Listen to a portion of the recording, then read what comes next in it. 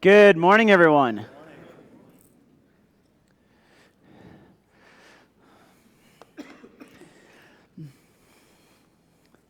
Some months ago, I climbed Capitol Peak in Colorado. It was the 55th 14er that we did, and this is a picture of it. And it's a very beautiful mountain. It has this black rock, and it kind of protrudes into the sky with a very sharp angle. And I know that everybody is sitting here now thinking, oh, yay, another sermon on mountain climbing. But fortunately, I have finished all the 14ers this summer. I have accomplished the 58 or the 58. And so really, this should be more of a morning than anything, because you won't get to hear any more mountain stories, because that is done. I am passing that hobby on to try to do something else in my life, since my wife says I do not need to climb any more dangerous mountains. And after this sermon, I can guarantee you I will not be allowed to. But that's why I'm preaching it now. Now, this mountain is typically a 17-mile hike from the trailhead, and most people do it in 2 days. You hike up to Capitol Lake, and you can kind of see a picture of Capitol Lake here, and you camp, and then the next day you get up, and then you go up on K2, you come down, and then you try to make it to the summit before it starts raining and having some lightning. And then you hike out that day. But my friend Martin and I, we decided that we did not want to go up and camp by Capitol Lake because they had a problem with bears. And the bears were getting into the tents. And so we just decided that we would do it all in one day push. And so we got on the trip around 5 o'clock p.m., and we drove to the trailhead and got there about 11, and we were going to take a nap, but Martin snored so loud, all I did was toss and turn in the truck. And then at 1 o'clock, we started hiking this mountain. Now, when you have hiking for 15.5 hours straight of nothing really to do with your mind besides trying to stay alive, and then you have about a 7-mile in and out, you got tons of time to come up with a sermon on what you're going to say about this mountain. So, I'm going to give us 3 lessons of what I learned from climbing Colorado's most dangerous 14er. So let's look at Hebrews chapter 12, verses 1 to 3. Hebrews chapter 12, verses 1 to 3. Therefore, since we have surrounded by so great a cloud of witnesses, let us lay aside every weight and sin which clings so closely, and let us run with endurance the race that is set before us, looking to Jesus, the founder and perfecter of our faith, who for the joy that was set out before him endured the cross, despising the shame, and is seated at the right hand of the throne of God. Consider him who endured from sinners such hostility against himself, so that you may not grow weary or faint-hearted. Now, in this text, it is talking about how to have joy. And the only way you find joy is through difficulty. That the greatest joy is found through sometimes the most amount of agony. And so in this text, you understand the principle of what you can learn from trials and tribulations. What do you learn from Jesus going to the cross, but then ascending to the right hand of God and feeling that blessing and feeling that joy? And so in this lesson that we're going to talk about, I want to talk about the number one thing I learned on this mountain hike, which was humility. Humility. Now, I'm sure some of you are sitting there thinking that would probably be the last thing he has ever learned hiking. But I learned humility on this. Now, look at Hebrews chapter 12, verses 1. Therefore, since we are surrounded by so great a cloud of witnesses, let us lay aside every weight and sin which clings so closely, and let us run with endurance the race that is set out before us. Now, the author talks about this idea of every weight and sin. And he says that the sin clings to us. The term there means entangled, and you can kind of picture being entangled in a rope, or more likely picture it as the idea of a fishing net and how a fish gets entangled in the net and then it suffocates there. That's what the author is saying about sin. Sin that gets into your life will entangle you and suffocate you. It will bring your own spiritual death because it will come and rip your heart in two, and it will so entangle your heart that you will not be able to think spiritually. Sin is the most destructive force on the face of the earth. And the author is saying, you better be humble. The reason being is, as soon as you think that you are above sin, or you have reached to some plateau of spiritual development or spiritual perfection, that no longer sin is going to get into your heart, you are casting for a fall. That is only a matter of time. Because if you start to think that you are above sin, that you're better than sin, or if you feel like sin is beyond you are going to fall, because that's when sin starts to get into your heart. So this is a picture of what they call the famous knife edge. And this is what everybody talks about when they climb Capitol Peak.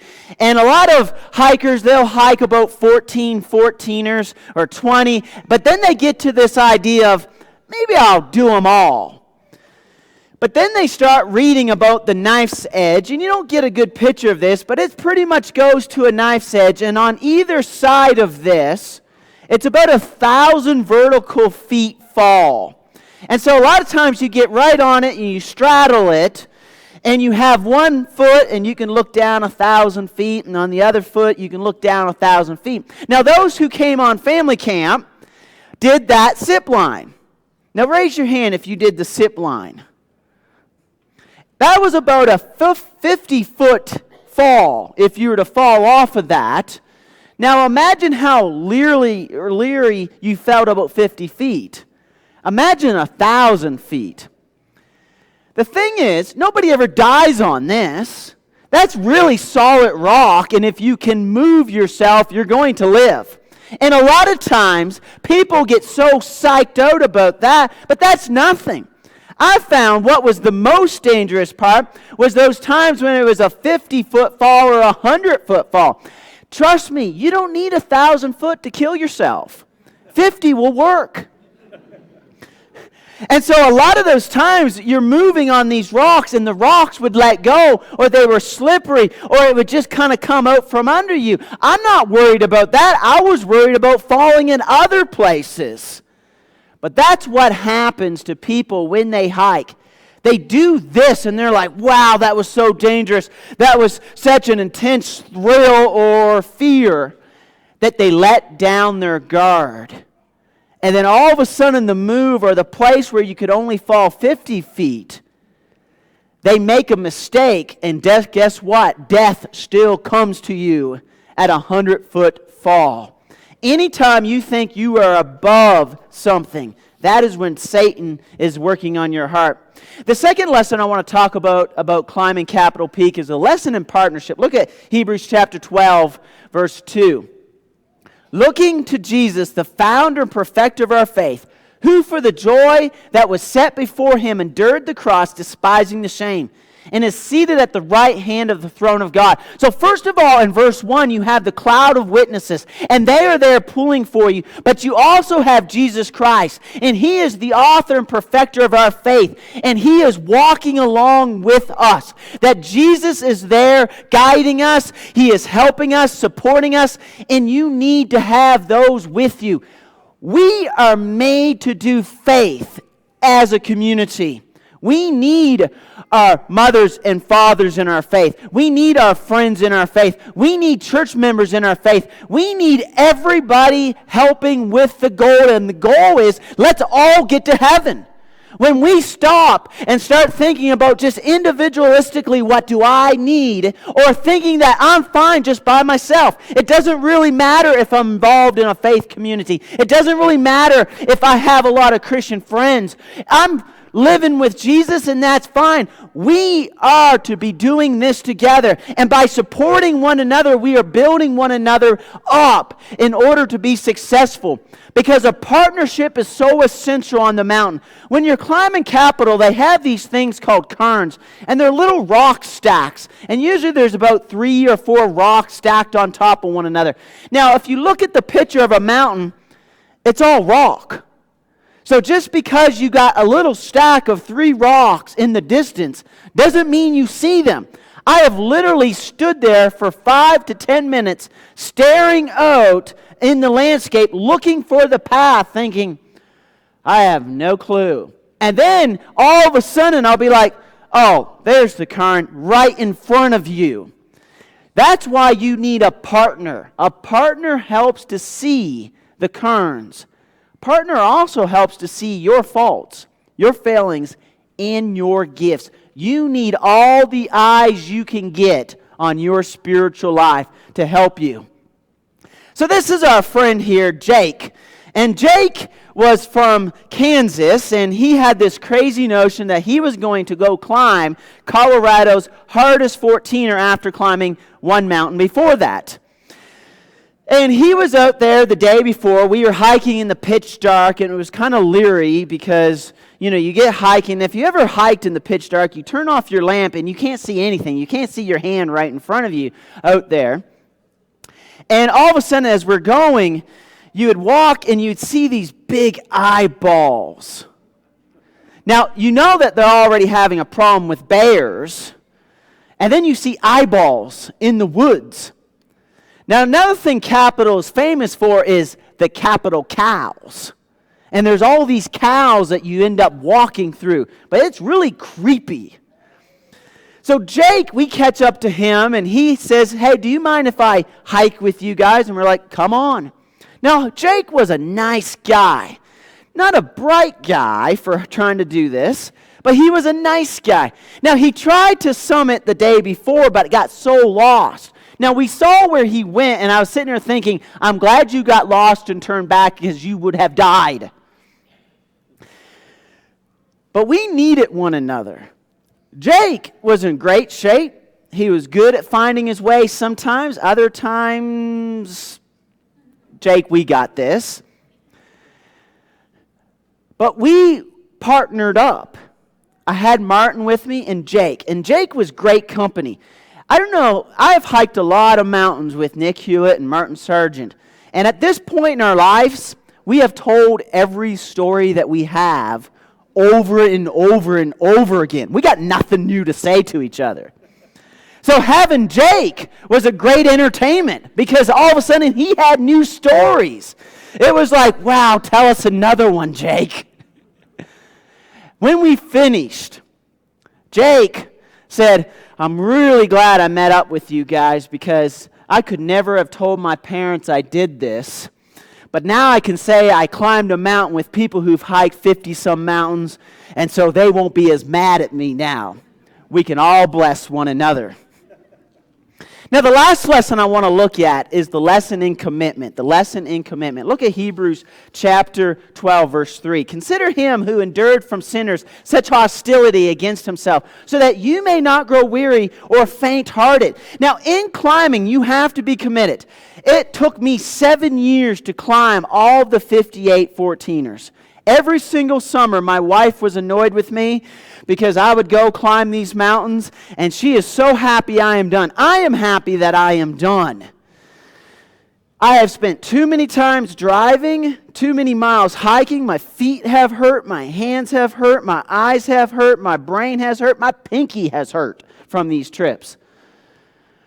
But if you're not committed to something, you will never fulfill that goal.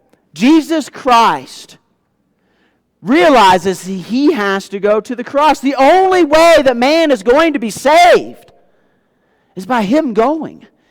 And I love the scene in the garden. There is Jesus in the Garden of Gethsemane, and he is praying, Lord, if there's another way, let's find it. But he realizes there's no other way. You see his humanity coming out. Consider him. Jesus was fully man and fully God. And he had human thoughts and human emotions. And so when you are in one of situations that you're sitting back thinking, I just want to give up, I just want to quit, I just want to stop this. Think about Jesus Christ. He felt the same way. He knows how you feel when you face difficult challenges in your life, that difficult things have happened in your life. He's saying, consider me, because I know what it feels like to be broken down in the presence of God as well. But he rises up and he says, the only way you are going to be saved, the only way I'm going to be saved, is if I dangle from that cross. And so he goes to the cross and he says, consider him. I feel like when it comes to hiking, we all have to have goals. But in Christianity, we all have to have goals. I think one of the reasons we stay stagnant in our faith is because we have not defined what we're working towards. What is the goal? When I started hiking Capitol Peak, first of all, I would never have hiked that mountain if it was for recreational fun. There was no fun in that. I would have got to that nice edge, looked at it, and said, I think I'll go home. I think a lot of us would do that. But the only way I was going to hike every single one and to be able to brag to my friends for years to come is if I hiked it and stood at the top of that mountain. In your Christian faith, what is your goal? What are you trying to accomplish? Is it, I want to be the very best Christian father possible? Do you want to be the very best grandfather Christian possible? Do you want to be the best wife who's a Christian possible? What are you striving towards in your life as a Christian? Do you want to model Jesus Christ to the very best ability? Do you want to be the person when people think of you after you are dead and gone from hiking? Do you want them to remember you as somebody who truly loved them? What is the commitment that you are making to your faith? Because without a commitment, you will never accomplish your goal. This is your opportunity this morning. And maybe the invitation is not come and be baptized. Maybe the invitation is this. What are you striving towards? What goal are you trying to finish for Christ? That is the invitation. For you to sit there during the invitation song and to reflect on, what are you committed to in your faith? What are you striving towards in your faith? And so I want you to think about that. But if you are not a Christian, we also offer that opportunity. If you will believe, confess, repent, be baptized for remission of your sins, and rise up out of that water and live until death faithfully for the Lord. You have that opportunity as we stand and sing the invitation song.